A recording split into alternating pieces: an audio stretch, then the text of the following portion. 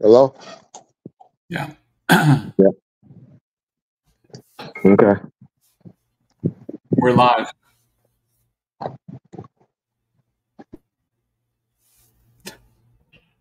Okay. New World Order. Always first one in, or first, second. Kimberly Tate, thanks for joining. All Facts, thanks for joining. C Mike 10.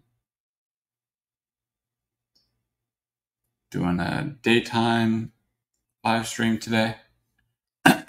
Reggie will be on in a few minutes, so if you have questions for him, just hold them. He's got to come in to an audience. He can't be here in the beginning. Okay. Tracy Green, thanks for tuning in. I hope everything's good. Redism, LA. I hope I pronounced that right. Thunderdome Boxing Talk. Thanks for joining. Let's see. Danny Sandoval, I always recognize you. Make money, earn money. Reggie will be on in a few minutes. So hold your questions and then he'll be in a few. Robert, thanks for joining. Nazareth Kane, Cincinnati, tuning in. Appreciate that. I'm using a different mic than I normally do, so if it sounds better or worse, feel free to let me know. Cameron from Virginia, thanks for tuning in. Jake C, always appreciate you. Let's see. We'll get some more people on. What's going on? What's going on with y'all? Welcome back. Yeah. What up, Jay Mason? Yeah, your mic sound good, John. That's cool. That's okay. Yeah. Okay, cool. What up, Murph? Somebody asked something about your health, just how you're feeling. Okay. Yeah. Appreciate your accent. I'm still good. Still hanging in there, getting better. Feeling better, not breathing hard again like I was. Going through that little stint. Mm-hmm. So, getting better. John, you sound like a young dude. Yeah. Respect, Art Rodriguez, I guess. RDRGZ. Red, you should have been in that new Beverly Hills Cop movie. Yeah, I wish. See, he put his daughter in there, huh? She look good, no? Did he? How is the movie? Did you watch it, Reggie? I haven't watched it yet. I might watch that tonight on Netflix. I was going to watch that. But yeah. Well, I got to watch the idiot speak tonight, huh? Oh, man, we fuck it up. I couldn't be on long. Got to watch him at 6 o'clock, huh? You're going to watch him? Oh, yeah, I've been watching this shit. Okay. What up, my nigga, Real? What up with you, boy? Been still waiting on your call, Big Real. You flicking out again. Yep.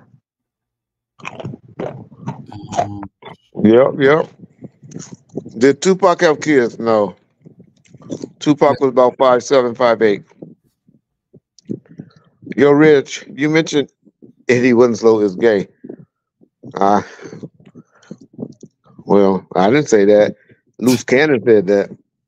Yeah, boy, Loose. There's an interview with Loose Cannon where he talked about Eddie Winslow with Sasha K. Go check that out. Where's the B's and C's in Compton? Respect. Thanks for that super chat. Ask a bomb. Okay. What's the dangerous situation you've been in as a cop, Reggie? While on duty. Well, I shot this dude named Yogi on 200 block of West Willow. Wasn't West. 200 block of North Willow. So I pulled up on Yogi, 200 block North Willow. He was wanted for attempted murder. But I walked up on the car and he was the driver of the car. And I was opening the door. Then I realized it was Yogi. I didn't know it was Yogi at the time. I realized it was Yogi and his boy that was in the back seat. I can't think of his name right now, but they both was one of they had this did a drive by on these Santana blocks. Well, Santa Fe Mafias, which was the off brand of Santana block, and they had just did a drive by on them. And I realized I was like, oh shit, Yogi. He was like, and he had his hands on the steering wheel at that time. He's like, Reg, man, I can't go to jail. I can't go to jail. I can't go back. I was like, Yogi, man, you about to go to jail. And so me and him talking, and he had his girlfriend sitting in a little fine thing. She's about 18, 17, 18 years old, but she was pregnant. I found out later. She was sitting in the passenger seat. And Yogi took him through that station wagon. He had one of those station wagon. I don't know what brand it was. He threw that motherfucking car in reverse, and I had the door halfway open. And it was about to trying to, he wasn't trying to run me over, but that's what it looked like because he was trying to get away. Yeah. And I popped his ass because he reached down to reach for this gun that was underneath the seat. And but the bad thing, and I feel bad, but I always feel bad, is the bullet went through Yogi, shot his girlfriend, and she lost a baby. She was about 2 or 3 months pregnant. Like I said, she was 17, probably 16, 18, whatever. So babies are a blessing from God. So I shouldn't say that she probably didn't need the baby, but she lost the baby. And so, yep, that's what happened. That was probably the worst one thing that I remember. And of course, I had another shooting where this dude was robbing a John, and I took off chasing his ass, and he turned on me with a gun, and I popped his ass right in the stomach. And this prostitute saved me. Her name was Blackie. She started hollering, Reggie, he got a gun, he got a gun. And as soon as she said that nigga turned with that gun, and shot him. But he was trying to rob Johns. He was robbing Johns on Long Beach Boulevard. But yeah, those were the two things. It was a dude's fault. Yeah, correct. And she sued, of course, and that's what the jury came back and said that because she knew he was wanted for attempted murder, that she shouldn't have been in the car with him, and she put herself in that situation. Yeah. Reggie sounds happy about popping people. No, real. That's your ass. I always feel bad. Actually, I gave Yogi a break later on in life. I gave Yogi a break later on in life. Yeah. Are you outside? Huh? Are you outside? No. Why? It sound echoey or something? It sounds windy. Not echoey. Oh, I got a fan on. Oh, yeah. Okay. It's fine. Yeah. Got a fan on. Shit, I can't. I always got a fan on. This hot shit. Yeah, hell yeah. I ain't turning no heater, no air conditioner on. I'm broke around this motherfucker. Y'all don't give enough super chats. Y'all don't give enough super chats for a nigga, so y'all gotta do it. Where's there any badass white dudes in Compton? We had one or two. I can't think of their names right now. We had one or two that was what we had. Oh, Penguin, but he hung with the CCGs. That's how me and that white cop Michael Ed got cool. So Michael Ed was driving in Compton one day. The guy Michael Ed that we did an interview with, and he was Jack and went and pulled Penguin over, and Penguin jumped out of the car, firing on him, pop, pop, pop, pop, pop, and shot at Mike and his partner Fournier, and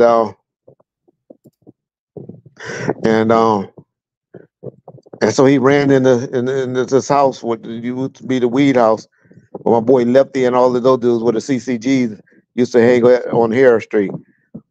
And so Mike Coed came and told me, he was like, man, this white dude came over and his fire started firing. And I said, oh, they ain't nobody but Penguin. That's Penguin ass. And shit. And that's how we went and picked up Penguin. And so me and Mike has always been cool ever since then. I thought let Greg Cady tell it. Mike go ahead didn't like me. He was trying to get my ass Oh yeah. on that Biggie stuff, but who knows? You and Suge really uh, say Reggie, why is music publishing so valuable? Because it's the writer's credit. Is still money that's made today. Especially when people sample songs and stuff like that. Could y'all imagine the person who owns the rights to that, that's on the DJ Yellow sample? They not like us. Could y'all imagine how that dude's life has turned upside down? Or that dude probably went from rags to riches. I forget who they giving credit to. It's like two or three people that's trying to say it's their song that was sampled. Uh-huh. But that dude has made so much money from DJ Yellow sampling that song for him. Y'all remember Jay Z with that song Annie, this Annie soundtrack or whatever. I Hard Knock. think huh? Yep. The Hard Hard Knock. Knock. Yeah. That particular song. You remember, but Jay Z was giving up so much money where he uh where he ended up buying it and bought it out because he was tired of paying it. Y'all Yeah. heard the stories where Puffy, where the guy from Sting said he was making $2,000 a day. Yeah. Yeah. I think he said he made 2,000 or some crazy number a day A day. off of that off of that song that he sampled. You know, that Puffy sampled to his every single day. So that's why it's important, big dog. Were the cops in colors based on Blondie and Latin? No, no, they wasn't popular yet. No, nope, nope, nope. No, that's that. Okay, Deion Florence said no already. That sample is Ray Charles. Okay, whoever it is, I don't know, but trust me, Ray Charles didn't own it because the white man. What y'all get? People get mad at me and Suge and people like that for now, saying why y'all buy artist publishings and all of that. Trust me, Ray Charles and them was selling their publishing like crazy back in the day. So trust me, it's somebody that really owns that. The police was a group. Okay, the police was a group. Sting wasn't a member. Okay, Sting was a member, but Sting was the writer. Mm. It was the writer, so that's why he probably got make that much money. It's an interview. Supervisor on I think Breakfast Club or somewhere where he talks about it. Yeah, it's out there.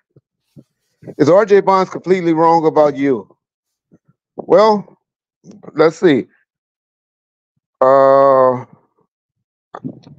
or they just I'm just asking Red. Well, the people that generally don't like me believes that I had something to do with the murder of Tupac Shakur. Keefe D will have to be. He's a dummy. He's the biggest dummy. He's one of the biggest dummies I know. But for let me be out here free talking shit about him like this, to be sitting on trial for murder or sitting in jail for murder, and I'm still talking about him, that he's a crackhead, he's a toothless motherfucker and all of that, and he still hasn't uttered my name about being involved in that murder.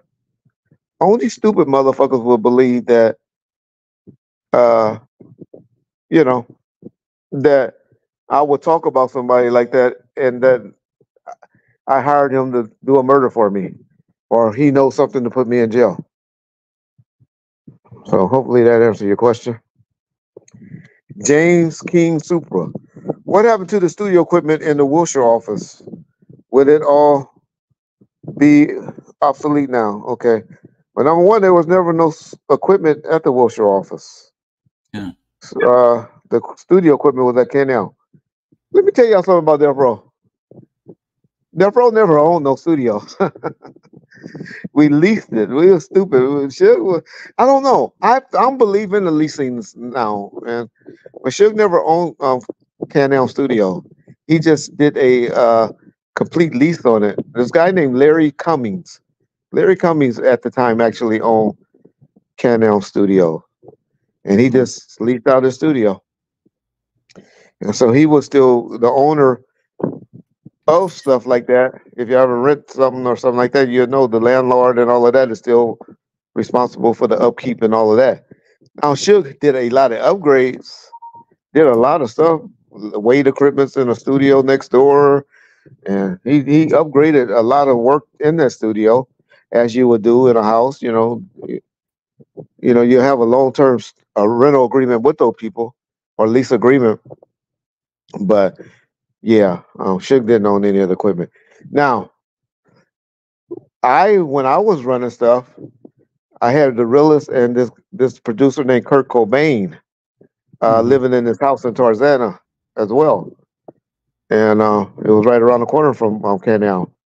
That was where we found out later that I put them into a condo that Suge had leased. That was him and Michelle's Love Nest, and I put them into that particular condo, and then Suge allowed me to buy a bunch of equipment like Pro Tools and stuff like that for Kurt Cobain to do a lot of like make beats and stuff like that.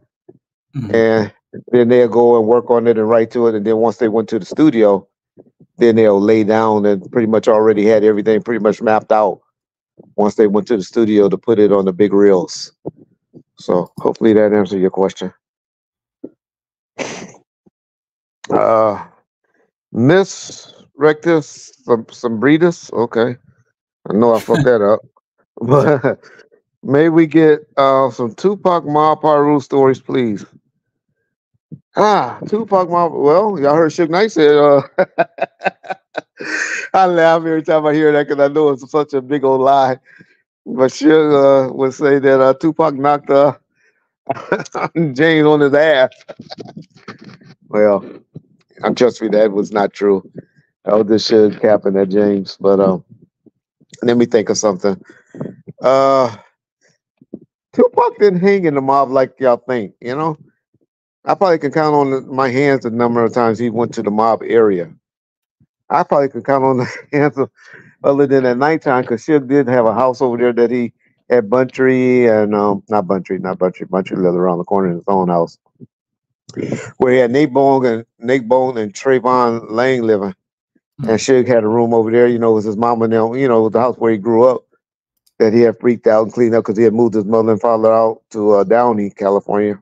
Is that the house, Reggie, that got raided in that footage where Heron was staying or something like that? But not Heron, Neckbone. Neckbone, okay. Yeah, Neckbone and Rage was there. Okay. We were all in the Bahamas. Neckbone stayed back. But I'm just saying that he wasn't hanging out. He went to a birthday party at that house. Now that house with that picture with Kenya and Arian and I think Kenya's daughter. And Tupac that floats around. Yeah. That was in the front yard of that particular house. Oh, okay. With the iron base, and that was at Arian's birthday party. That was the party I always tell y'all where Tupac came, and then we left. We stayed there at Arian party for probably about 30 minutes, 45 minutes. Then we left, and that's when we went to the studio, and that's when he met with Digital. He couldn't wait to get there to shine on Digital Underground. They were either doing a video or a photo shoot. I forget what they were doing, but we rushed and left to went there. So yeah. Do folks take living in LA for granted? Yes, I do. I never lived anywhere else other than the LA area or Riverside. I live in Riverside County currently. Yeah, that's Suge's house. That's not Kenya. Everybody say that's Kenya. Yeah, that's not Kenya. That's Suge's cousin Sandy. Her name is Sandra. Shout out Sandra. That was one of my first girlfriends that I had a crush on in 7th, 8th grade at Hostler Junior High School. But that's Suge's cousin. If y'all look at it, she looked just like Ronald Donald Knight. That's their little sister. She's a cool chick, Sandra. But that's his cousin.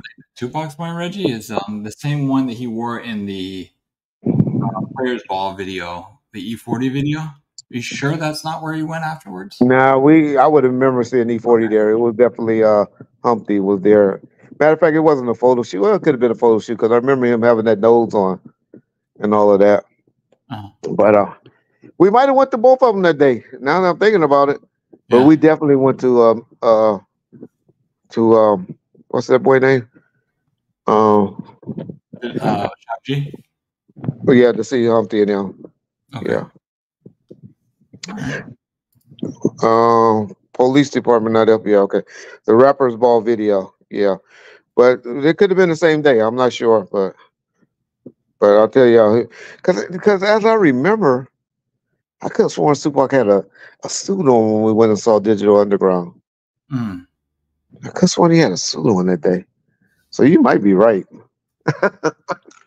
You might be right. We might have went to a video shoot that day and not to see Digital Underground. But he Yeah. had a suit on when he went and saw them. Oh, okay. Yeah. Okay. Did you get this super chat where they asked, do you know how Tupac's case ended up on Unsolved Mysteries back in the day? There's a big name. Was that what that black chick was that on Channel 11? There was I a think. black chick that used to come around that was like she had an African name. Mm. And she used to work for Fox. I know she worked for Fox. I can't think of her name. She was real tall. 'Cause she had a good relationship with my dad and the chief at the time. I think my chief started liking her ass. But she was a real tall black chick. That was the chick I got you on the phone with one day. She called me about 4 or 5 months ago. You remember I was going inside therapy? Yep. And I told you we are gonna do an interview with her or something one day. I forget her name, but that was her. She worked for Fox News. But I think that's all. It was just a big topic. Big Mm. topic. Did all Pirus get along when you were a cop? For the most part, they didn't shoot each other as much as they started doing after Buntry got killed and after the war went down between G and Heron and all of that bullshit. Um, for the most part, they would fight. They wouldn't do too much shooting, but you always want to have beef among people. But to say a particular gang where like the mob and the looters really don't get along at all, to say that you had that problem, you didn't have that back then that much. Yeah. Yeah, Lena. See, there goes somebody that knows what's up. Lena Newswinsky or something like that. Deion Flores. If you can pronounce that name for her. That chick, yes. That was her. Big tall African chick. Yeah. Reggie, tell Mike Klein's story. I talked to Mike the other day. He helped me. He helped me. Mike Klein, I tell you how this motherfucker got juice. Somebody called me. Forget who it was. Oh, I know who it was. I ain't gonna say his name. But it was a dude from the South Side called me, right? And he's like, man, this dude is banging on me, Reg. He calls up banging on me, and I don't want to act a fool and all of that. And he was like, it was the attorney, Sweeney, Easy E Sweeney, because it was little Easy manager to call me, right? And like this dude, he gonna make me act a fool. And he said, this Ron Sweeney Ron Sweeney is calling me, threatening me behind, talking about this and that and this and that. And and so I called Mike Klein. I said, Mike Klein, you know anything about Ron Sweeney? Mm. And Mike Klein was like, yeah. So I started telling him what was going on, and he said, just tell him that Mike Klein is handling all of my legal matters now. Damn. The dude told him that Mike Klein's handling all his legal matters now. He said, all right, well, I won't be representing this anymore. I swear to God strike me dead right now. If Ron Sweeney's just like, all right, well, I won't be handling this anymore, but your guy still is a bad guy, but I won't be taking this cash because I do not want no problems with Mike Klein. And this is a black guy, older black guy. So I'm just trying to tell you how Mike Klein names mean something out here. Yeah, I'm going to watch Trump's speech. That's why I said I got to get off by 6 o'clock. I got to hear what he says. I really want to see if people about to get mad at me, y'all. People going to get mad at me. But if Trump utters the word, let's be united and forgiveness, I ain't going to say I'll vote for him. But I ain't going to talk shit about it no more. If he go and say, I'm not going to promoting, and I'm not going to be vindictive and all of that. Good luck. Yeah, I'm telling you, I can't. If he says that, like he was saying, but his people haven't been saying that all week. They've been back on the gas. Yeah. Y'all see how those people got the Secret Service lady? If I was a fucking Secret Service lady, I'd be like, man, fuck y'all, and I'm gonna have all of y'all arrested for something real soon. But I don't give a fuck about no U.S. senator. Shit, I'm fired anyway. We about to lose in November anyway, so I'm gone by November anyway. I don't know, but yeah, fuck that. Wow. Because y'all, if Joe Biden don't lose, and I don't even know. The thing is, and I'm so mad at Nancy Pelosi how she releasing all of that shit, and I'm like, you got to give us options. People are not going to vote for a black female president. They just not going to do it. And so you got to give us options when you're saying you need to step down because you can't win. Okay. All Biden should say, well, who y'all think can win? Who we going to put in this spot? We don't have no options as a Democratic Party. You know what's interesting, Reggie? I don't mean to cut you off. I got a text from a friend today. Okay. What up, Kyle? Well, go ahead. It's got an article breaking down why Kamala Harris could actually beat Trump. Do you want to hear some of the? You can say it. I don't believe women would vote for women. I'm not saying it's true. I'm not saying it's true, but he brought out some points. One of them was, let's see, hold on. Change the narrative. Harris can bring in intriguing dynamic to the race. Former top cop versus convicted felon. And woman versus the man who is taking credit for killing off Roe versus Wade. Separate from shortcomings, Harris has distanced herself from the administration's less successful areas like inflation and initial immigration issues. She can take credit for the good because she's, been the vice president. She can take credit for the good that the administration has done. Choice of running mate, Harris' selection of a running mate such as Josh Shapiro from Pennsylvania could sway voters in king swing states and further energize the Democratic base. New messaging. Harris could introduce a fresh perspective and new messaging strategies, resonating more effectively when voters seeking change from the current administration. I don't know. It just lists out a bunch of things that could be possible. Yeah. We'll see. I don't know. Kamala Harris had one job and one job only. I'm about to sound like a Republican now. And that was to protect the border. That was the only assignment that she was given by Biden. Was to protect the border? Protect the border. 11.5 million immigrants has been in the United States since they took office. Yeah.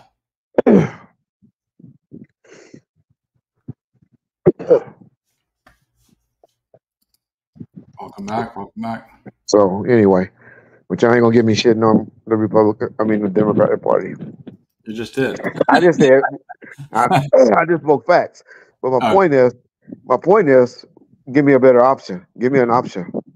Yeah, but it's so late. I've been saying, y'all gotta remember, Reggie got a prediction out there back in February. I remember that. Y'all remember my prediction? I told y'all we're gonna put Michelle Obama in office because we're gonna think what's that other boy name? Barack Obama is still running the country. That would be our only play right now. That would be our only play. But you said that the country doesn't want to vote for a woman president. I just told you why they would vote for it, though. Because they think Barack is still running shit. Gotcha. And I wonder if she could make him his vice president. I know you can't run for president again, but can you be the vice president? You got to do something like this if you want to unseat Trump. Yeah. You got to get creative. Yeah. But anyway, you say, please talk about Delray. Delray's an idiot. Delray don't know what the fuck he's talking about. People that goes over there and listen to Delray is a joke. He goes up there and show y'all paperwork talking about I stole or this is the correct publishing company or corporation. for something in 2016. Anybody that know anything about Marion Suge Knight, he don't own shit. He hasn't owned shit since 2007 once he filed bankruptcy. He can't own shit. But y'all go and listen to that idiot, retarded motherfucker. Y'all comparing something that was done in corporation paperwork that was done in 2001, 2002 to something that's done in 2016. I had a problem. A chick tried to steal my stuff and put her name in it. I filed a complaint against Virgil Roberts. He was the attorney that represented her. And they did some forgery shit. And forged my name and did a notary saying that I notarized signing that stuff over to him. I did not do that. They gonna have to explain that. Interscope and Universal agrees with me. But y'all keep listening to a Gap 2 group motherfucker, lives in an apartment that moved 4 times in the last month as they keep getting evicted. I'm going to find out if the motherfucker if he's using fake social security numbers or something, because I know you can't just keep moving 4 times within a year. He has moved from Cyprus back to Long Beach. Nigga, I know where your new spot is in Long Beach, because I knew after I served you on your lawsuit why you moved from Cyprus, but I got your new spot now. But you keep following, you can't get out of leases like that unless you're doing some fake shit. So you're gonna make me investigate your ass. You keep going over there lying and trying to get your little $4,000 or $5,000 views off of my name. I'm tired of that. I know when you talk about other shit, you only get 2,000 or 3,000 views, but I'm not gonna let you get 4,000 or 5,000 views just lying on me. But he's got a greatest hits album. Don't forget about that. Oh yeah, his greatest hits album. That, or maybe he's making money off that. I don't know. That show no, there's no money. When it says, yeah, man, people don't pay no month to month. They don't even give month to month rentals. Yeah. If you in a fucking month to month rental, it's crazy. That's the worst thing you can do. I used to do month to month. I did. I had one of my female friends living in a month to month in the Oakwoods, and that's because it was furnished and everything. And they was like double if you had a lease. So, but yeah, please get his channel. James says, my cousin worked as an executive at Interscope and once mentioned the shared offices with Death Row Records. Have you heard of him? His name was Mark Holden. He had a ponytail at the time. I'll be honest, they kept Interscope employees away from Death Row employees, even though they had an elevator, right? So one side of the building was in the Pete Wilson building over on Murdoch Plaza. So we was on one side of the building, had nothing but a big old door. And Interscope had on the other side, had Interscope Records and all of that on there. But only person I knew from that was over there was Jimmy. We very rarely, Jimmy would come. Jimmy and Suge would have offices in the same building, and they would go to restaurants to eat the meat. You know, Suge would go over there when he was mad and piss off somebody, Steve Berman or somebody like that. But we very rarely talk to the Interscope employees. Now, my boys, the Bob Gotti and all of them, they would go over there and steal CDs out of their office and shit. But they really try to keep us away from the Interscope employees because, you know, whatever reason. I ain't gonna say black and white shit, but y'all know that's what it was about. Yeah. Joe read funniest jokes in the Scope Records office story. Okay. Month to month turns into years, days after COVID. Yeah, exactly. Yeah, that COVID shit, man. A lot of people got over after COVID. Mm-hmm. A lot of people. A lot of property owners got screwed. Yeah. People. Yeah. How Big Rock doing? Man, you know what? I was supposed to check on Big Rock. We'll do a segment on Sunday with me and John Tate. And we'll call somebody and get an update on Big Rock. Yeah. He's still here. He's still there. He's still here. So I guess no news is good news, right? Mm-hmm. Yeah, my dad would do interviews. We just had nothing, no topics to talk about, to be honest. But he's around. He's around. Say call James. Well, John got me on this thing where I can't do three-way calls no more. I have to send texts to people or send the a stream to them. Mm-hmm. And I didn't give them a heads up that I was gonna be calling him, so I don't like to just stand back people and call them. But before the end of this, John got a program we want to do right quick, and when we do that, after we do that, I'll try to call James. John, they said we skipped a super chat. Yeah, this guy said, "Was the war with Southside and Corner Pocket bad?" I don't remember. It was Palmer Block. I remember Southside and Palmer Block when they were going at each other real bad. But I don't remember Corner Pocket, so that might have been when I was a little younger. Oh, well, you saying that because I don't think it was a war behind that. That was some dope ripoff. What happened was Baby Lane went to Corner Pocket. This is what happened. I met with the Stone Brothers. And he went to their hood. He went there with the drugs. And the dude took the drugs and ran out of the back door on him. And so I'm sure he was looking for him for a while or whatever. Then he looked up and saw him at the car wash and went to confront him. And then that's when the shit went down. So I don't know if a war broke out. I don't remember hearing a war breaking out after that. That was just some business shit, you know?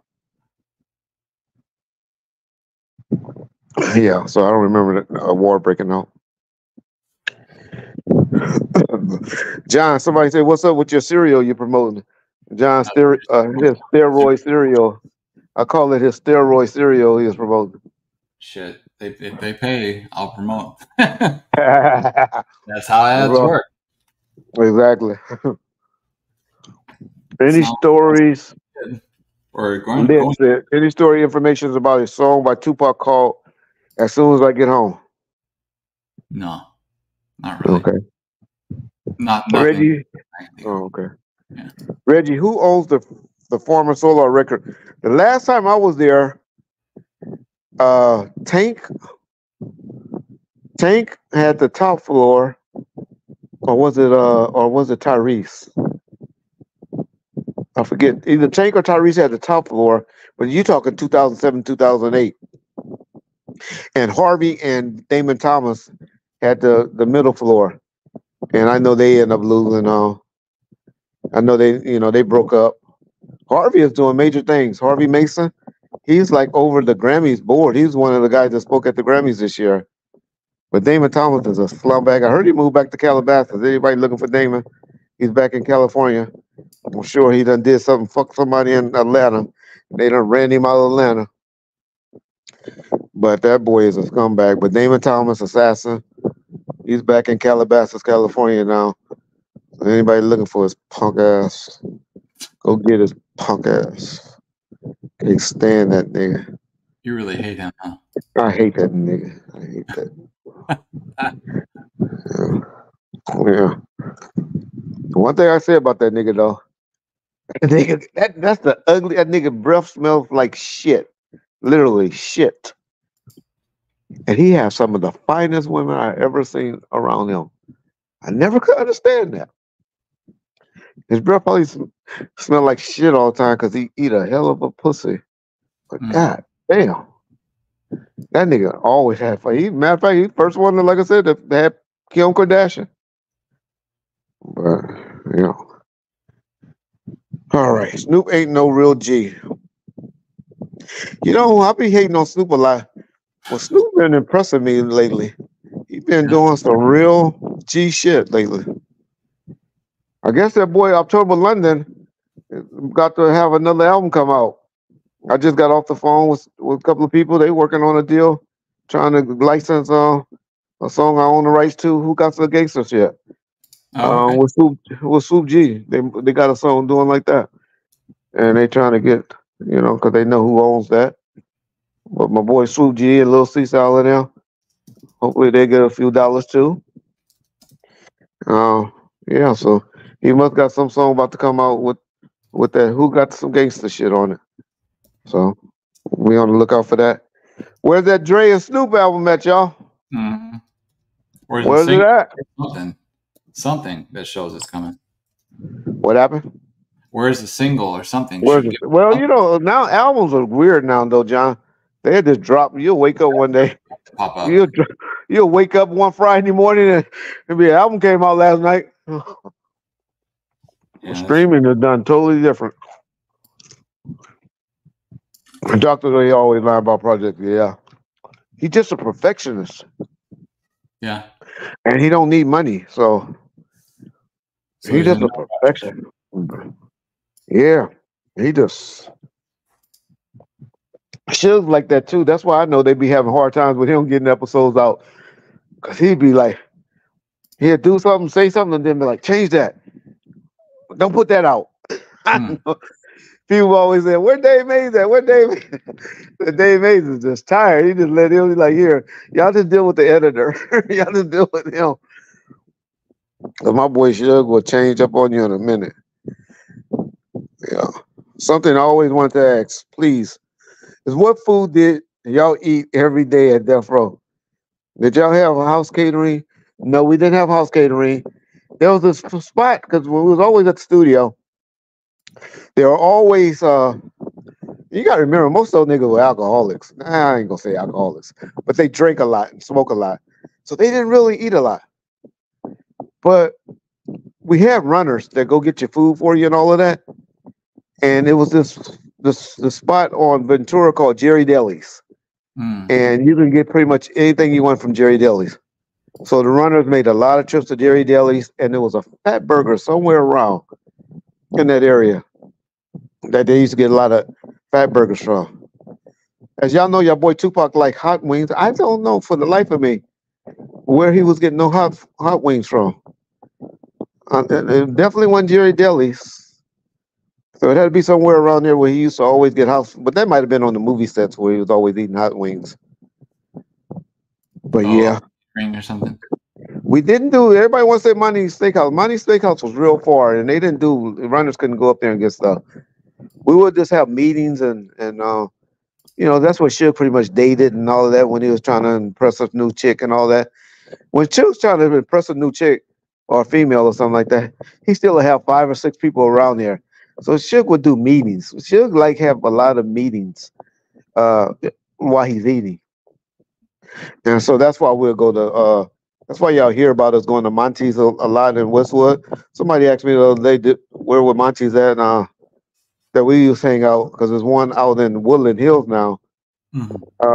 We had never really went to that one. I think when he closed down Westwood, that's when he opened up Woodland Hills. The guy that runs the place, I hadn't been there in about 4 years in Woodland Hills, was named Mike. Mike was the guy that'll walk around, talk to you and everything, and he was like the owner of the spot. Real cool dude. Reggie, what modern day record label would you want to work for? Ooh, no, Interscope. If I had to, Interscope. Interscope is a machine. Interscope. Y'all see how after that Kendrick Lamar, I thought you couldn't have told me they were going to do a regular, the same song, that video to that song. I knew it had to be a remix. I kept saying, well, they said they're going to do a song to like it, like, you know, they not like us, but they got to be doing a remix. But you see how they still put that shit out and they're still doing what it do. And still doing what it do. Didn't even do a remix. They need to come up with a remix real cool, real quick though. Put somebody on it or something like that. Just to keep it going through the summer would be my take. If I was running a record label right now, I would be having a remix done right now on that beat. Yeah. Yeah, you got to be over it by now. Respect Kimberly Tate. Thanks for hanging in there with us. Reggie, have you played that? Reggie, have you played that Not Like Us video game? No, I haven't seen that. Yeah, Not Like Us is corny now. Yeah, it's kind of played out. They need to do it. They need to come with a remix real quick. Who would y'all put on the remix? If y'all were Kendrick, who would y'all put on the remix right now? Okay. Let me see who would I put on it. Who would I put on it? I would probably put. Y'all gonna laugh at me. I probably would put Snoop and Game on there. Snoop Game on there. You have to be somebody from the West Coast. I might would even try to get, but Lil Wayne not gonna get it. Well, Lil Wayne can't get in that because that's his label. That's his guy, right? Who else Game on the West Coast is big? Drake. I'm sorry. And Game won't because he already sided with Drake, or he was mad. Yeah, yeah. Wasn't mad. He's trying to stay neutral, but I'm just saying a remix. But yeah, he won't get on it. I don't know. I definitely would put Snoop on it. But he probably don't even want to get in it either. Mm-hmm. I don't know who would I put on that remix. See, that's the problem with the West Coast. It'd have to be. Would you put Quick on it? Y'all think Quick could do it? Can Quick do it, y'all? Too short. E40, yeah, E40. Well, nobody said E40, but could he rap on that beat? I like E40. See, y'all gotta remember, I like E40. Who's some young and upcoming rappers? I don't know the youngsters. That's the problem. Yeah, see, that's what somebody said. Underground. Yeah, that beat is so hard, but shit, you got every underground album on it. Yeah, shit. Everybody done try to do a remix to it. I done heard probably that song had to have been done by at least 20, 25 different people that I done watched myself personally on that beat. Mm-hmm. Yeah, Schoolboy and YG. Yeah, those predictable ones though. Those are the people that he fucks with. I don't know. I guess we have to think about it. But Snoop for sure, I would have to put on that remix. I'm just trying to make it a West Coast thing, huh? I guess we could make it a U.S. versus Canada thing, huh? I don't know. John, I know you got a game plan. Yeah. Let's go with our game plan, and then we'll get back to talking to people. Okay. All right. Tell people what you're gonna do. Yeah. So there's a segment out of No Limit Chronicles where they go into their version and their details of acquiring Snoop for No Limit, like signing him to the label. And so I wanted to get your commentary on it, Reggie, and you can say what's true, what's false, what you remember, what you don't remember, and we can kind of just—it's not super long, but it's something that maybe you have. Yeah, I think it's only like 8 to 10 minutes when I saw it. So yeah, man, y'all see my boy Wack might have bit off. Wack might have bit off too much to chew from, huh? All right, that boy, Little Woody going in on him. I don't know. Little Woody might be a voice to fuck with my boy Wack, huh? Yeah. All right, well, go ahead. Okay. Sure, I have the screen right. All right, ready? Why are you sucking up the Wack? I was talking shit about Wack. What are you talking about? All right, go ahead. Enhance his brand. Goes after Snoop Dogg. So what's the problem? Suge Knight.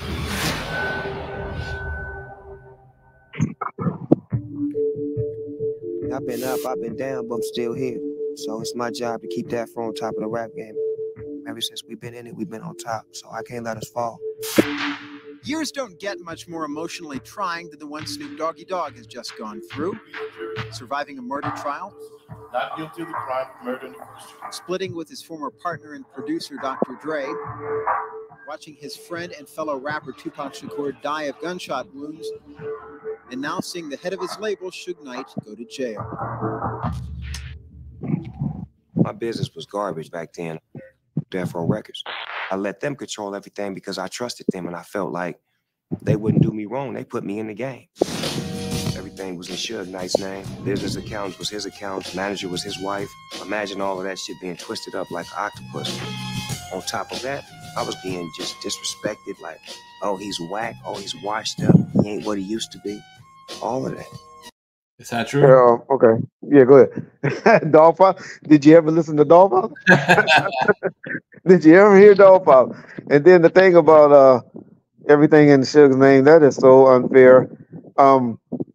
That is so unfair. I mean, he had cars that was in his name.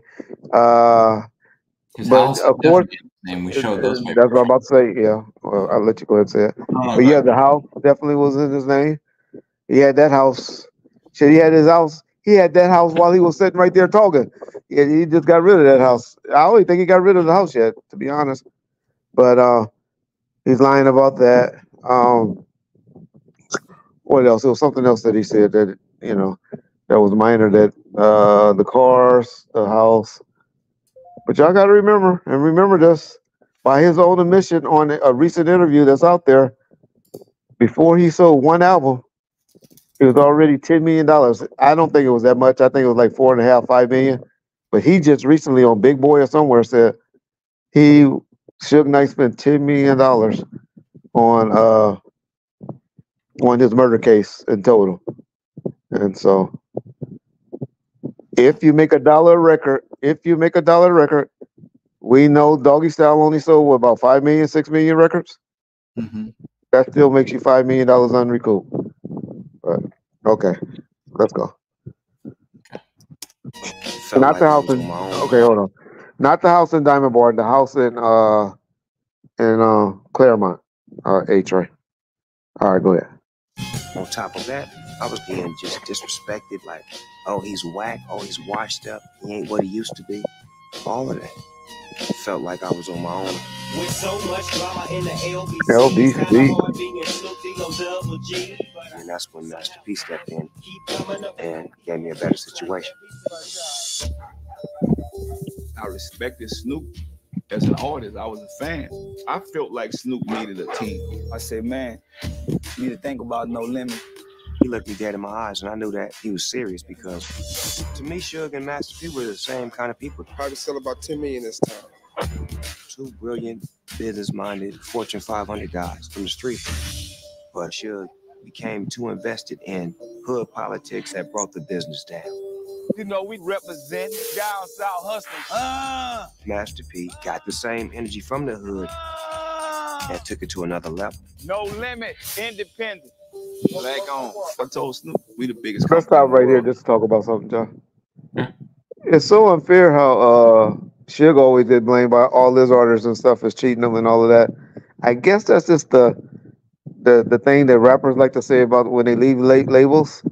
You know, like your girlfriend will say you got a little dick, you can't fuck and all of that shit. You know, when they through with you. But didn't Mill X and all of them do a documentary talking about the same thing happened to Master P, to them from Master P? It's just strange. I guess that's just a parting gift that you get from your artist. But go ahead.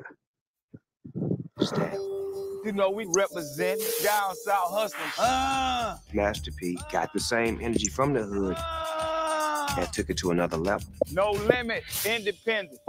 Black on. I told Snoop, we the biggest company in the world now. If he needed a home, why not be with us? Mystical had a song called Gangsta Shit on his album, and he wanted me on it. And I was like, man, look, what you need? And I told him I wanted $3,500 because I was broke and I was just like, could he get some money? P gave me a check for $35,000. Okay, you stop it there. Yeah, that's true. And that's one thing I always respect about Master P on that he did look out for Snoop during that time and all of that, and gave him some money. But guess what? What your boy Reggie Wright did. I sent a letter over there, cease and desist. And at Suge directions, Reggie, at Suge direction. And guess how much Suge told me to ask for? Because y'all got to remember, side artist appearance was high back then, but they wasn't this high. He said, tell that motherfucker he better ship 100,000 over, or he gonna pull the shits off the shelves. Master P, from his general account, shot a $100,000 check over the next day. What is a general account, Reggie, versus a business account? Is it a personal account? Well, it's like, I don't know, like I have. I like most people have. General account is just like your cash flow. You just what you pay your little petty bills out of. Okay. And then your main or corporate account is where you keep all your money at. So Okay. I was just showing that Master P was just flossing like, nigga, they ain't shit. Here, take this $100,000. Take this. Gotcha. It was just, Okay. Keep okay. going. Yeah. Gangster shit on his album, and he wanted me on it. And I was like, man, look, what you need? And I told him I wanted $3,500 because I was broke and I was just like, could he get some money? P gave me a check for $35,000. All right, he put another zero on that motherfucker. It's my kind of nigga. And then he was asking me what I was doing next, and I was about to do an album called Death Row. He was like, hold on, bro, you don't need to do that. Give me a few days, let me figure it out. We said, yeah. This is what I don't understand. All right. On Snoop Dogg's Smoke Fest CD that he came out with in 1998 is the album that had, it was all unreleased Death Row songs, and then it had it had a few songs where he was talking bad about Snoop.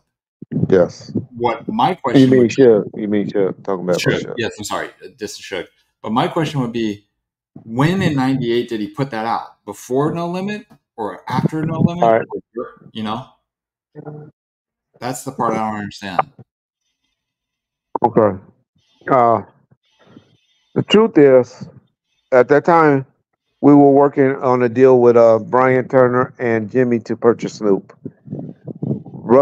Not Russell Simmons. Leo Corn also came up to try to purchase Snoop as well. So we were dealing with both of them. For some reason, Suge did not, because y'all gotta remember, Def Jam was kicking ass then.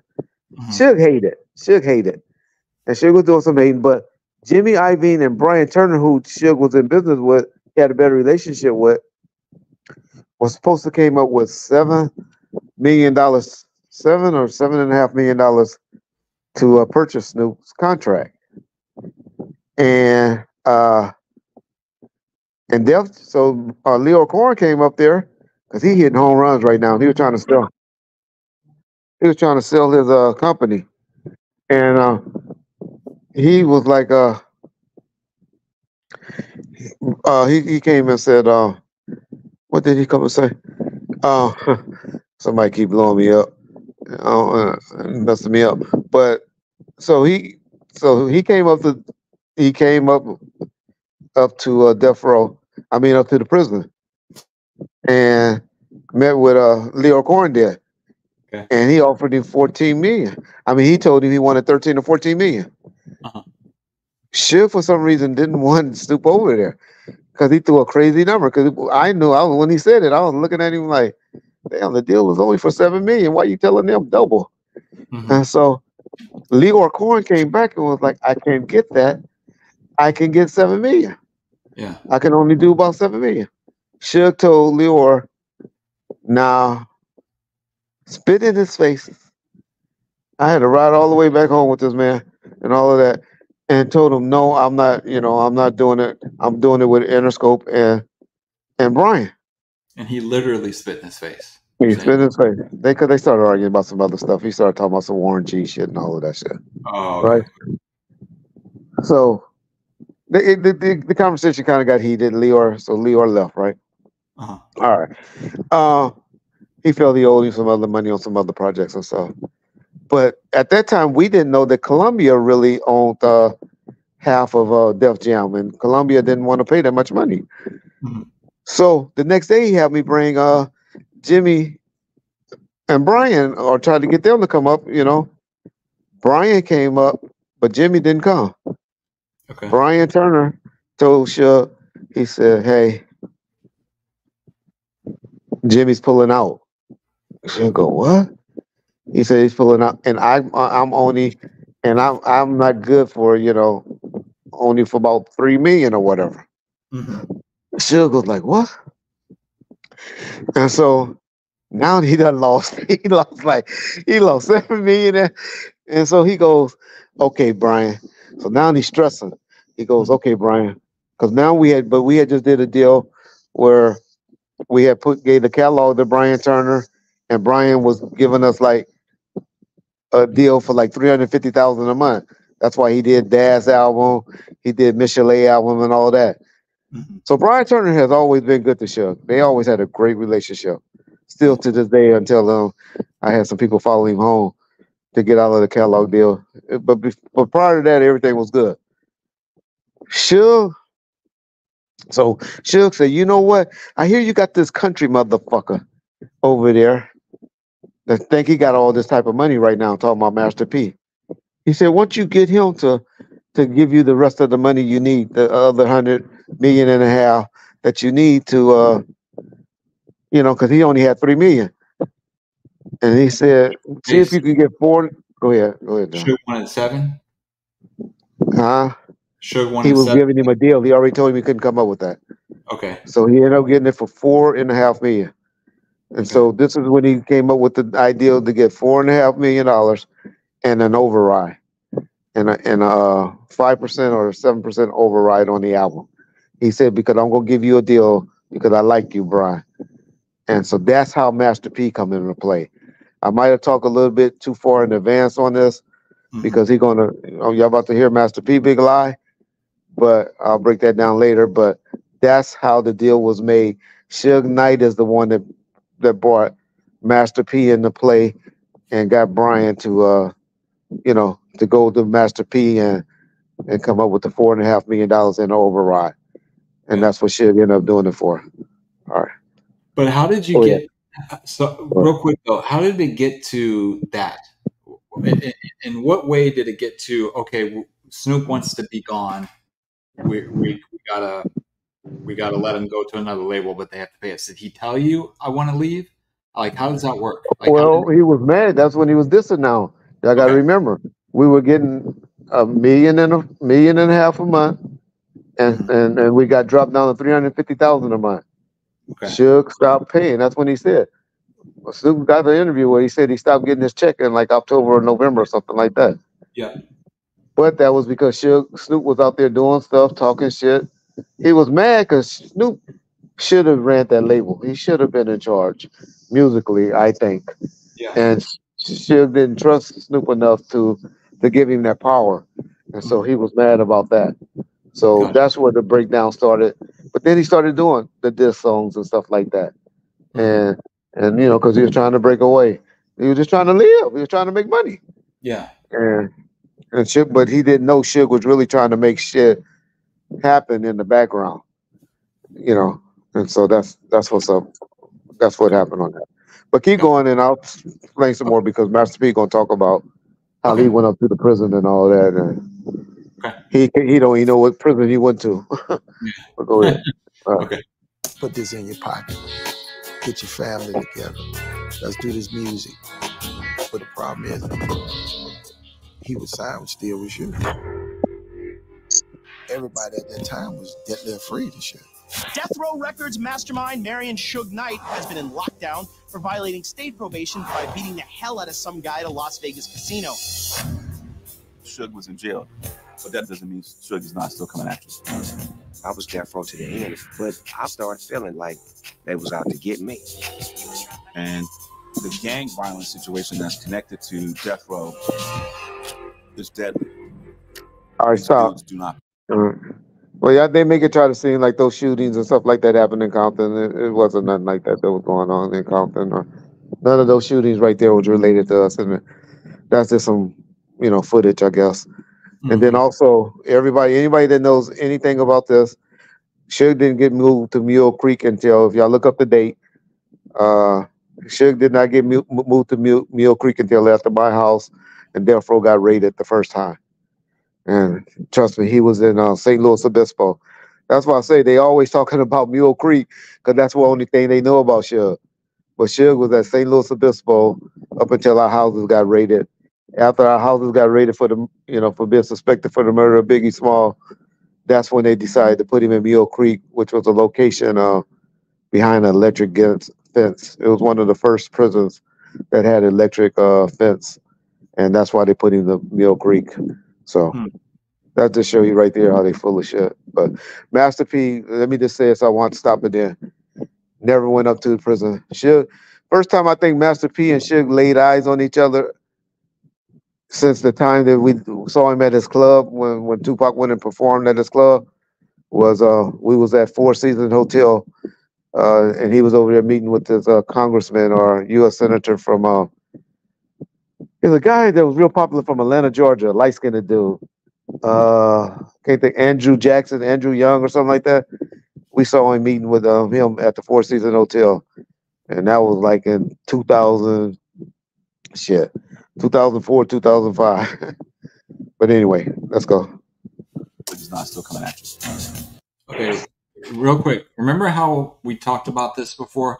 If you look at this article, what Snoop says is, I definitely feel like my life is in danger if I stay with Death Row Records. That's part of the reason why I'm leaving. I was sort of paranoid after Shakur and Notorious B.I.G. were killed because I didn't know if there was somebody trying to take out all the top rappers. Yeah. Remember you talking about the night Biggie got killed, him calling Oh, me. he called me. He called me. It was like, I'm next, Reggie. I'm next. Where my security? Get my security to my house right now. I'm next. I'm the next one. Yeah. So, yeah. But this is even later. He's still talking like that. But y'all got to remember, even though he said that, he later get on Steve Harvey's show talking about everything's good. He's safe. There's no more war, no more peace. Everything's good. That's what I really feel got Biggie killed. Is that statement there? That's what made them feel. People always say, well, why would Puffy come out there? Why would they come out there? Because Snoop got his ass on TV talking about if everything's good, it's squashed. And I remember shit told me then. He looked at me right then. He said, I don't know how this nigga think he could start a war, stop a war that he didn't start. And he just laughed. Didn't know what he meant then, but that's what he said. Yeah. Yeah. 1997 fan. Yeah. To the end, but I started feeling like they was out to get me. And the gang violence situation that's connected to Death Row is deadly. These dudes do not play. Death Row had to sell Snoop to keep the business rolling. No limit, we could make a business move like that. I remember saying, you sure you want to deal with Suge? He's like, well, he's got guns, we've got guns, who cares? I've never been afraid of no man, you know. So P goes to Mule Creek Prison.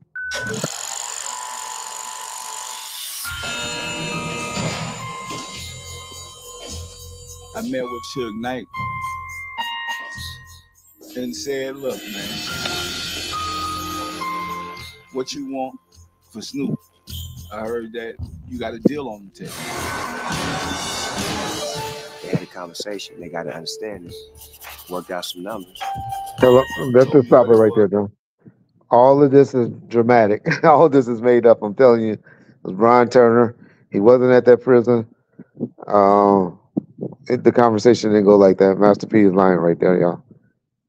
I put that on all my kids, family, everything. He never went up to the prison to see Suge. Suge was not in Mule Creek when this deal was made. He was at St. Louis Obispo.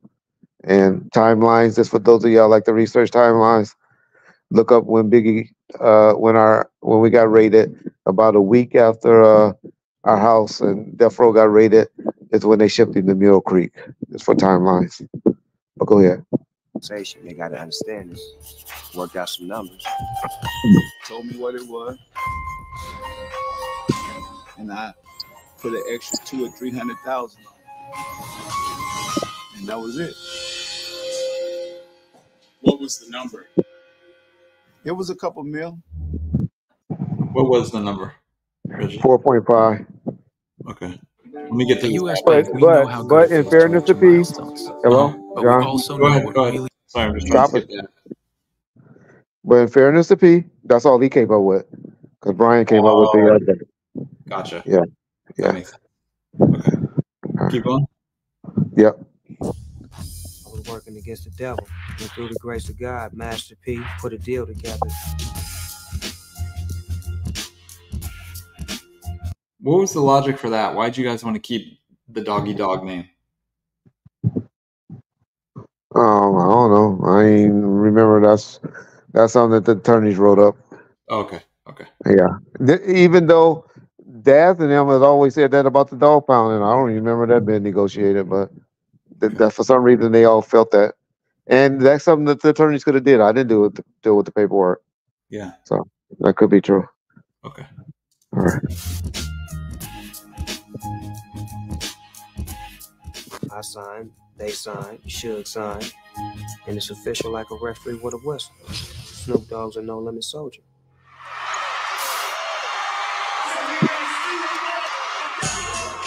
He gave Snoop a contractual 3-album deal. That first concert, Snoop and No Limit, fans went crazy. People embraced him, and he gave that same love. It was one big happy family.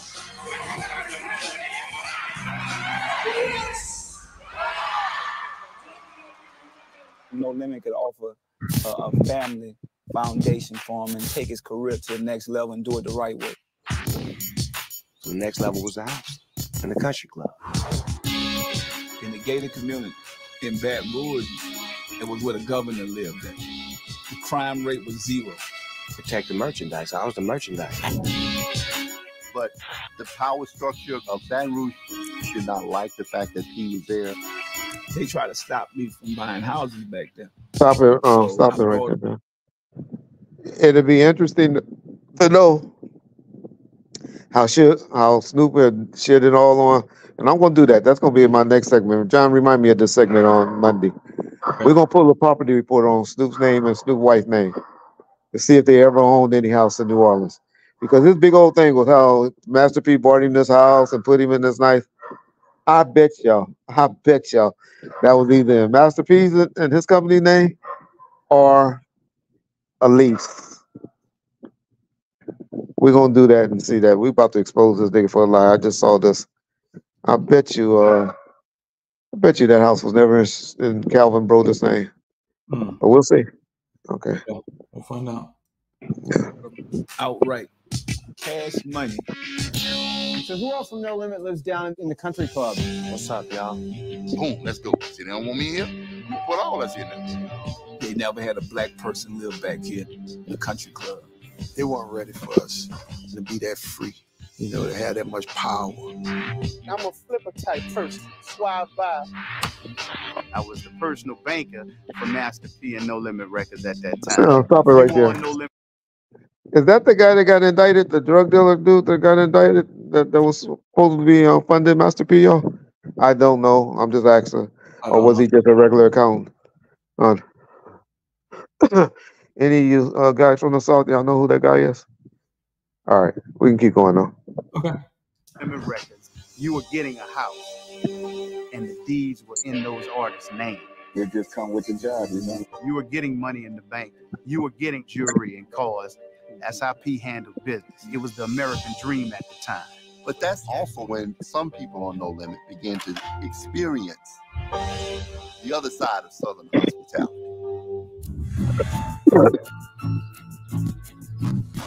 With all that money No Limit spent to enrich the economy of Baton Rouge just wasn't ready. Baton Rouge is in the deep South and a home of some of the most racist institutions. You know, David Duke and the KKK. You can't get much worse than Louisiana, you know, in terms of its history of racism. Keep your hands where I can see them. In 1993, the Baton Rouge police were known to dress up in blackface and tried selling drugs to black men. That tells you the mentality of the police department at that time. I'm gonna tell you a secret about No Limit. Every time we came out the house in the country club, they had feds and police sitting outside, watching the houses, following us. There was always somebody there waiting for somebody to slip. We got a big mansion. Now we're in a different jungle. You think the jungle bad in the Calio projects, but this jungle is a little bit more vicious. One time we looked across the field, we saw a cross burning. And that was in the country club. But they had the offices, they had their studios, so because of the business, we had to be there. So Master P, he was dealing with an extremely racist state and the capital of that state. First thing they're gonna do is disrespect Master P and say that you can't do it. You're not a real businessman. Who are you to try to set up your own Motown? At the time, I wasn't expecting to face that type of racism, but every time somebody tell me I can't do something, I'm like, all right, I'm about to do it. I'm gonna grow this. And the profits are gonna come back to us, and we're gonna make more and more music, bigger and bigger movies all around the world.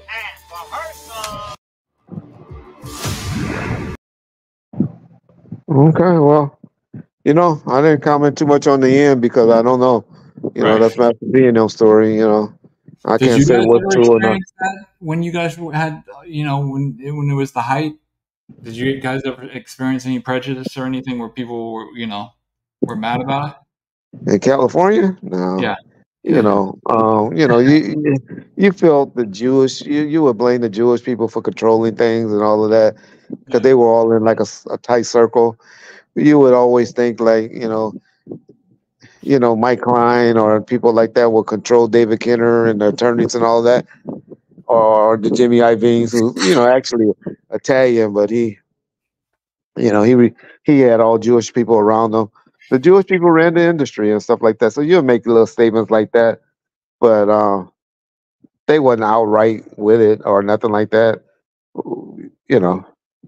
There's a guy named Joe Israel that came out here that tried to act like he was tough from the Italian mafia and all of that, and we had to check him and let him know, nigga, you in California, you're not in New York or Vegas.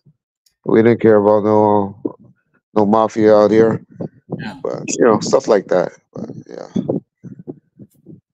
Okay, So I guess the things that we just found out that number one, the main thing just to this was Master P is not the one that came up to the prison.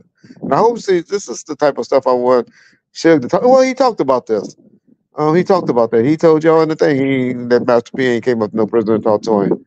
If any of y'all know it, or remember where that particular segment is, if y'all can send it to John right quick, go send it to us. But he should talked about and said Master P never came up there. So because Reggie always lying, and he's just security and he don't know anything. But Master P definitely didn't go up there to the prison and talk to Suge. And Brian Turner is the one that negotiated the deal, and that's why when Snoop learned about the deal, that's why he did that album called Last Meal, meaning that that'd be the last time the Suge would eat off of you. Is what he meant by that, because that was the 3 albums. Because there was only 3 albums, I think, that was left on that particular deal, and that he had signed over to him.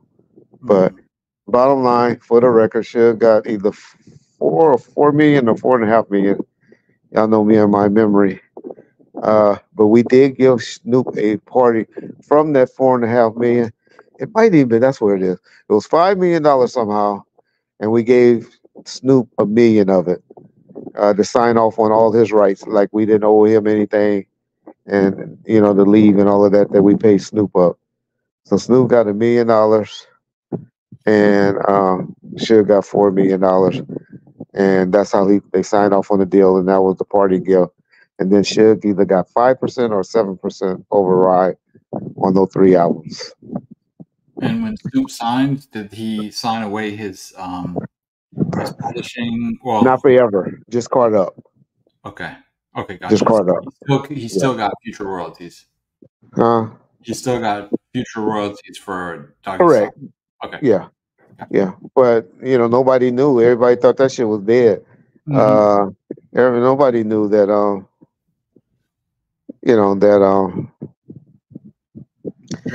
that streamings and ringtones and all that was gonna come alive.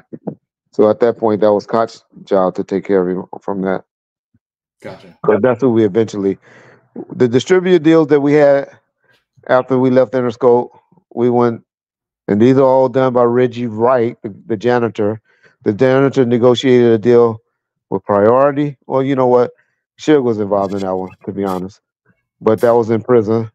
But I had to make sure the deal was done with Priority. Then we took it from Priority to this company called D3. Y'all remember ever saying the name D3?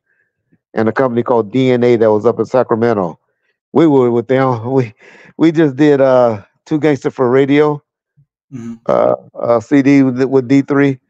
We left D3 and Audi Damien, and we went. I mean, we was there 3 months. I'll be surprised, 3 to 4 months. Then we took that away. and then we went to Koch. Then Koch, then Suge lost it in the bankruptcy. So, and then we also did a deal overseas with Ron Winters Productions. Why So, did you leave Priority? well, what happened was Brian Turner.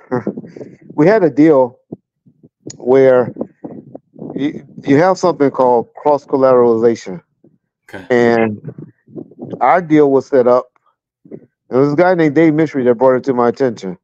Shout out Dave Mystery. Hope you're doing well. Where the frontline stuff, you had the frontline. So the frontline albums that we had put out over there were like Michelet, Gang Related, Mm-hmm. Daz. The Daz album, something else. Maybe not. So we Gridlock? put those three out. Huh? Gridlocked, maybe? I think Gridlock was done with Interscope. Okay. But I'm not 100%. But I don't think. I think that was done with Interscope.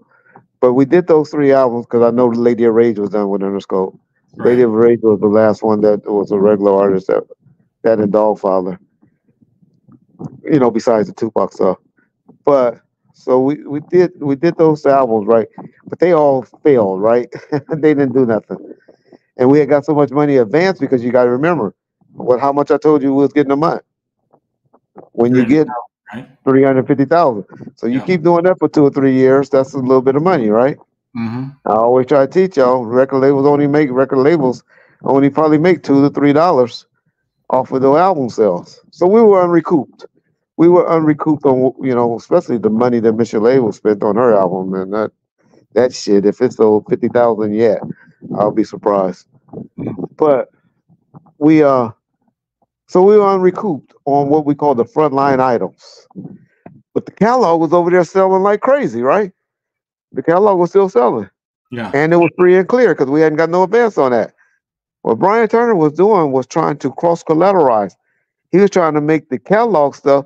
He was like, Reggie, I was able to keep giving y'all money because I knew y'all was making money off the catalog.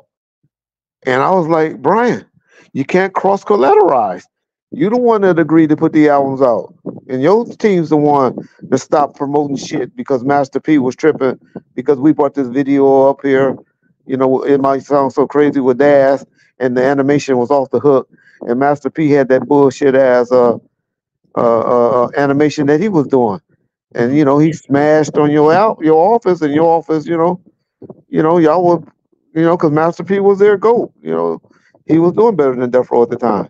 And you let that motherfucker smash on it and stop our shit. And so I was like, that ain't our problem. That's your problem that you lost on no albums.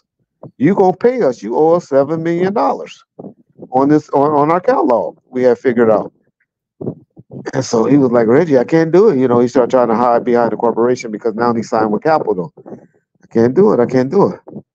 So, all right. This was what Reggie Wright did. Yeah, I know. I guess I was a bad guy, but I wasn't a cop then. So I told Lip Dog. I said, Lip Dog, you can't get your check this week because this guy Brian Turner won't pay us. Mm-hmm. So you need to go up there and talk to Brian. Well, let me just say, I ain't gonna say what I told him and all, but he followed Brian Turner home to his house, right? White folks, one thing about y'all, I won't say white folks, rich people don't like people to know where they live. That scares the shit out of them. Like me, you come to my house, I'm gonna tell you, motherfucker, yeah, whatever, you're gonna get shot. But white people don't like that. Rich people don't like that. And so Lip Dog, he waited until he got home, and he called him on the intercom because he lived behind a gate. Mm-hmm. He goes, hey, Reggie Wright and Death Row telling me I can't get my check because you won't pay him. Nigga, you better come out here and bring me some money right now and all of that. Brian Turner called me crying. Reggie, I can't believe you did this to me. I can't believe you did this to me. The next day, he got the company to cut the money he owed us, and gave us our catalog back and said, "I just want all the business with y'all. I don't need this." And so that's how he let us out of the deal. Gotcha. Yeah. Okay, super chat. The real Supreme TV. What's up, bums? Okay. Question. Maybe you know the answer, John. Pac's song "When Thugs Cry" was that written for Snoop because he says reappear like the Dogfather.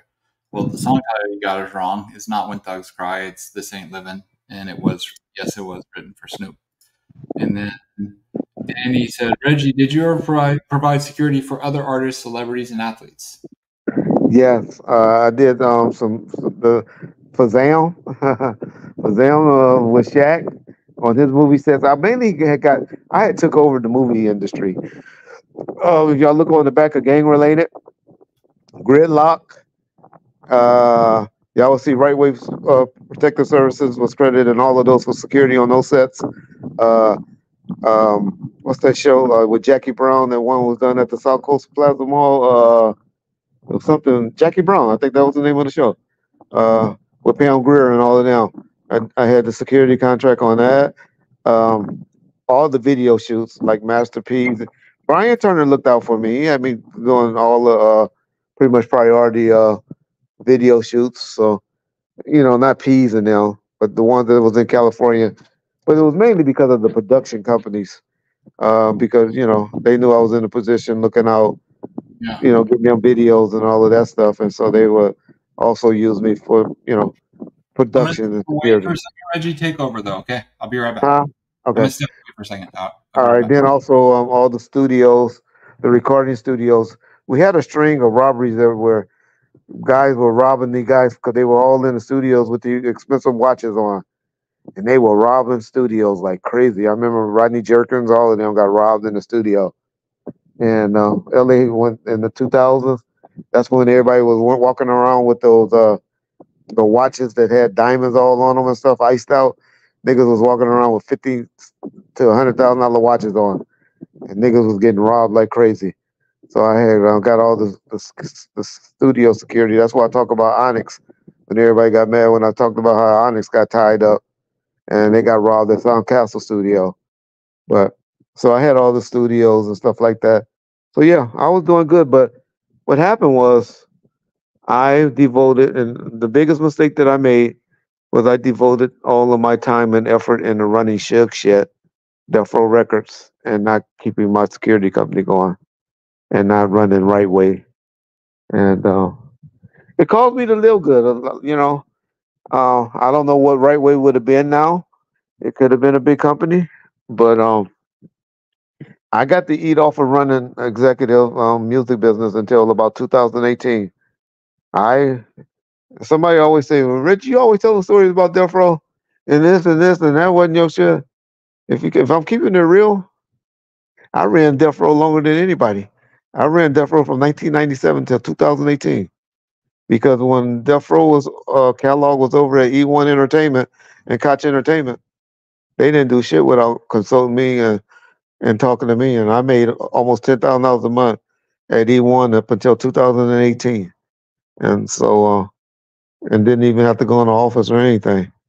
So wasn't major money, wasn't crazy money, but it was enough to pay my bills with my police retirement. So yeah. All right. Okay, somebody I'm Big Boss. So Reggie, did your segment that Ben Baller did on Vlad? I saw that. I saw Ben Baller. I didn't know much about him. I didn't deal with people like that. And our guys. Guys stayed away from me, unfortunately. And that worked for Brian. They would only want to deal with Brian because usually when I came up to Priority Records and stuff like that, I was with about 4 or 5 guys and we were up there smashing. We was up there on some bullshit. And so they kind of just made us just deal with with Jimmy or with Brian or this guy named Brian, Mark Benish, who ended up running TVT record label. Mark Benish, good dude.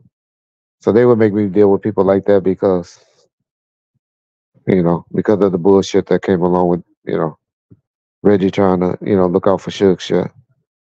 Another super chat. What's up, Bombs?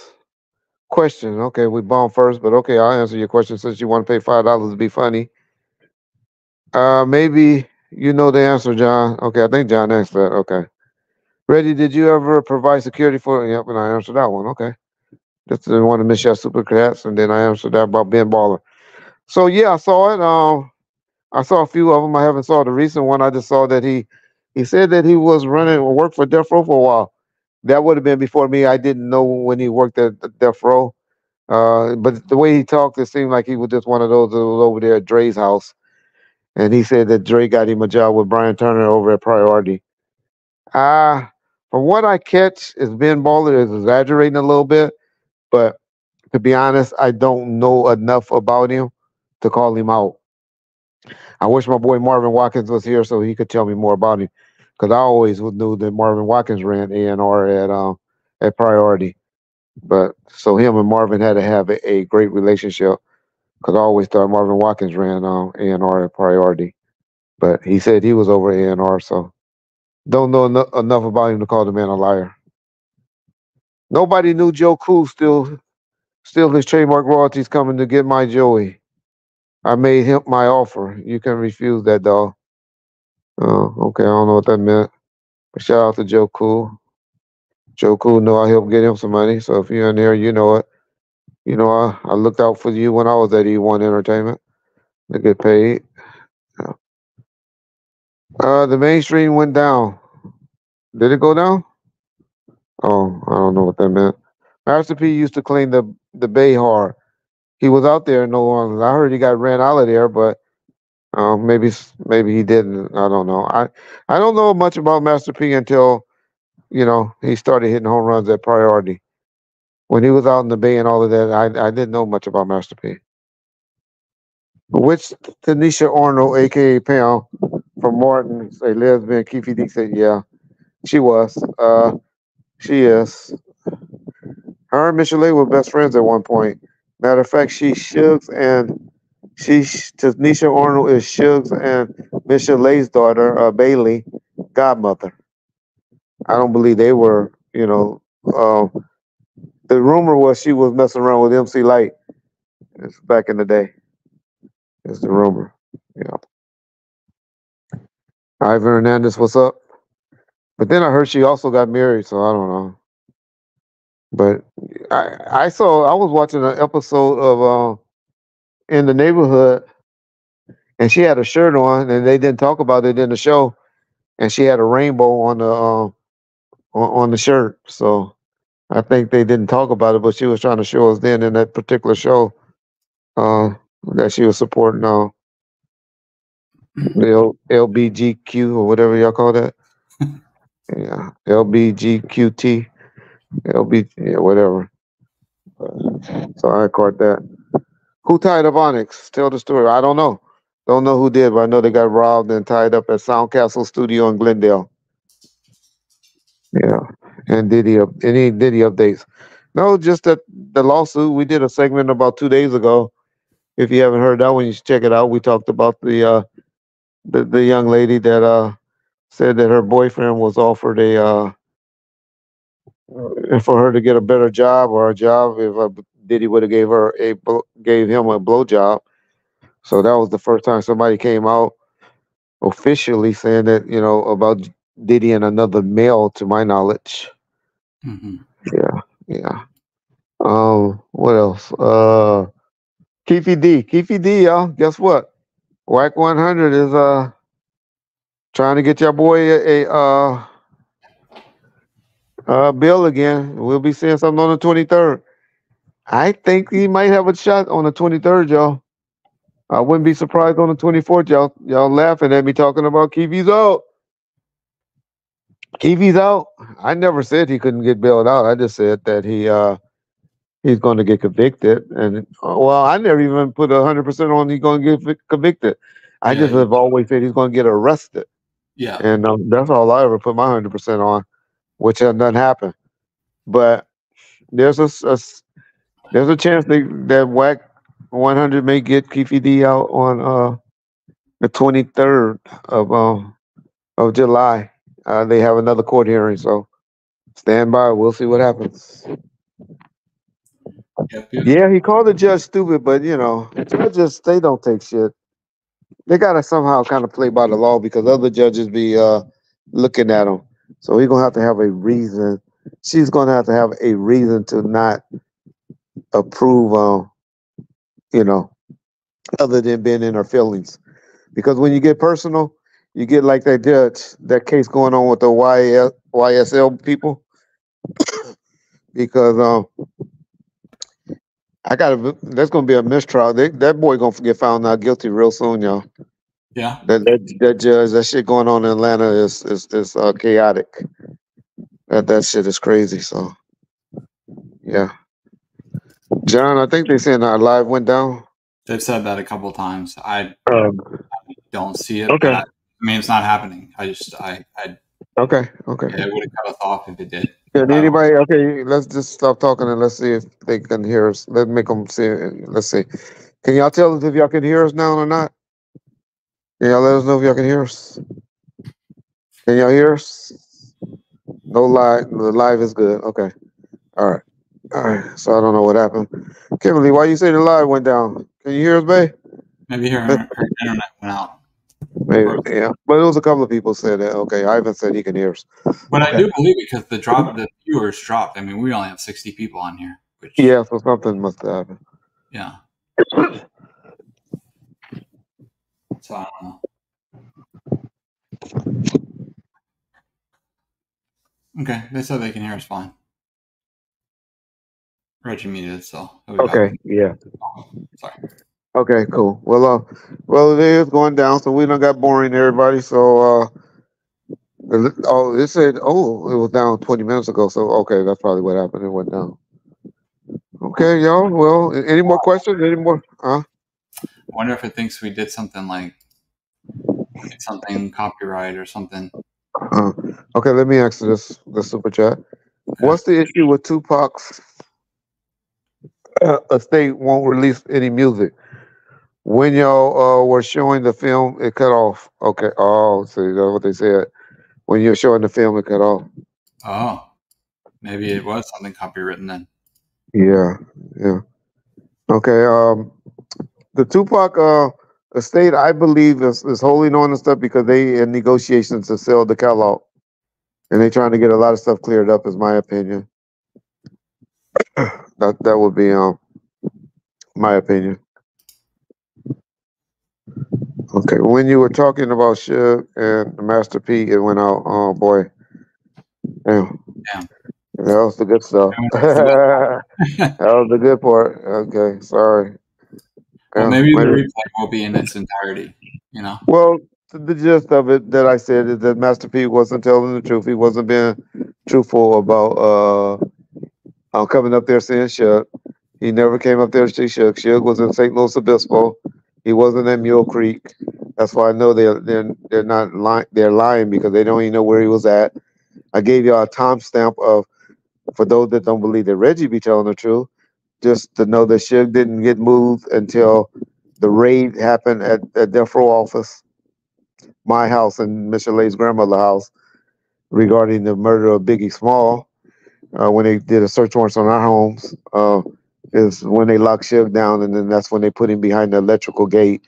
If y'all know anything about the California State Prison, St. Louis Obispo is an old prison, and Mule Creek is a newer prison, and so it had a electric gate, and so they wanted Suge behind an electric gate after they thought he was being investigated for a murder of Biggie Small.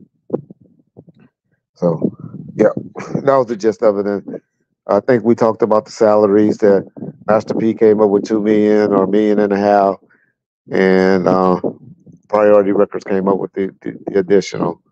And it was always negotiations done between Suge Knight and Brian Turner, and not Master P like he tried to put it out there.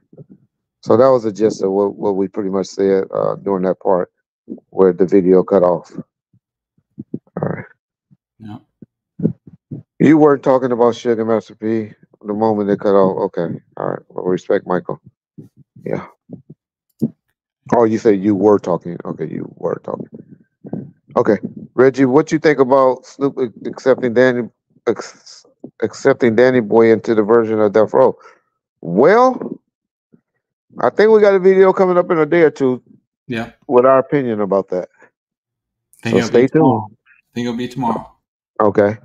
Well, if John says it's gonna be tomorrow, it's gonna be tomorrow. Because John knows all of that. So yeah, you'll see what our opinion on that. Best nightclub in California of all time. Oh well, I would say Bar One, but a lot of people might say Century Club.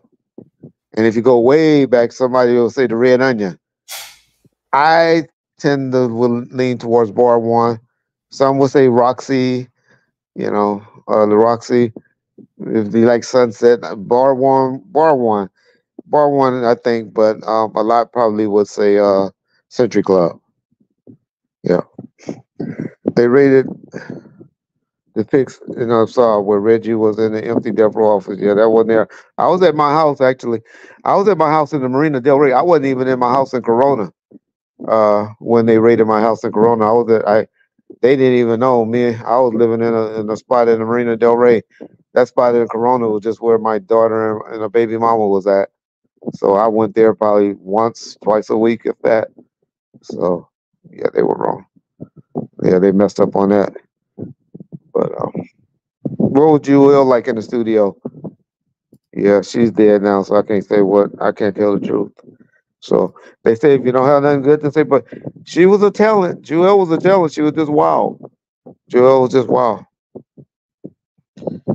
She was just wild, but a talent. A very talented young lady.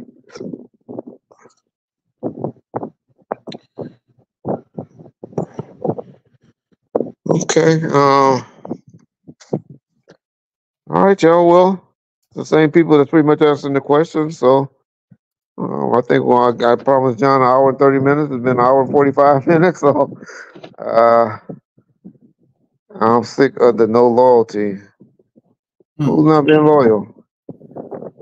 You talking about the artist or you talking about Reggie, Miss Kim?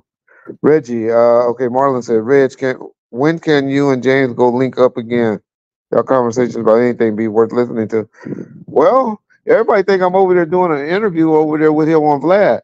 I was really trying to do a conversation with him off camera. I was just trying to put him off. I didn't want to be on camera. We was trying to do something different because, quite frankly, our views haven't been what I think they should have been. And so I thought maybe y'all didn't like Fat Boy Reggie Wright, and y'all just want to see Miles James. And so we over here talking about a lot of stuff. We got about another 10 more episodes that's going to come out over there. So just stay tuned if y'all want to see us talk. I know it seems like I was reading or talking slow because because I was reading because I'm asking questions that they wanted me to ask, not the type of stuff that I wanted to talk about. But hey, that's their platform, so I had to do it the way they wanted to do it. But yeah, that's the things that they feel do big on their platform. So, but we'll get John. I'll get John to get us some money, and because James is expensive, and so we'll try to do something to get James over here on ball first. Seems like y'all want to do something with James, but Chief Twin, yeah, I honestly believe Suge Knight has been in prison long enough for this bullshit that he's in there for. I don't mean bullshit because Terry Carter did lose his life, but for this accident is a better word. I really believe it was an accident. The Real and Supreme TV. Okay, did y'all know that Diddy supposedly put a hit on Pac and Suge? No. We heard of the bounty on the chain, but not the hit. But we did hear of the bounty on the chain. Yeah, Free Suge Knight was an accident. It was an accident. I agree. Who was the most attractive to you out of Death Row women singers? Ooh, that's a hard one. Michelle had a time. Michelle is not that way to me, but Michelle had a time when she was attractive to me. Attractive young lady. She would go in and out. But I'm not attracted to women that do a lot of drinking, and so that had turned me off. if y'all really look at Storm, Storm messes herself up the way she dressed.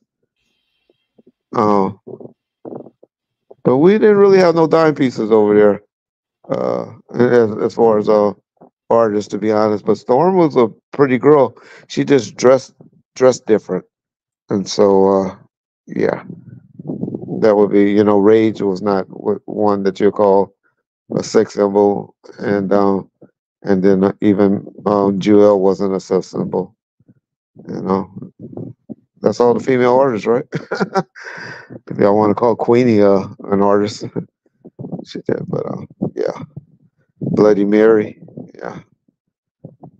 Reggie Smash Lady Rage. No, that was Neckbone. That was Neckbone girl. That was Neckbone girl. Okay, y'all. So we're gonna wrap it up, y'all. You said Mr. Yeah, that wasn't Death Row Artist though. That was actually on Eazy-E record label, Ruthless. You said Mr. Late first album was, but that was mainly done by L.A. Dre and Dr. Dre. But she had 3 to 4 good hits on there, and that's all you needed back in the day was 3 or 4 good hits. Did DMX smash Foxy? I don't know much about East Coast stuff, so I don't know. I'm not sure. I believe Jay-Z did, and I believe Corrupt did, and I believe somebody else was accused of being with Foxy, but I'm not sure about DMX. All right, y'all. So I know I said we're gonna wrap it up a few times, but we're gonna go ahead and wrap it up, y'all. We just try to do something for our people overseas and stuff, so give them a nighttime stream because it's like 10 or 11 o'clock over there. And appreciate y'all coming over here and giving us some support. Yeah. So shout out. Peace.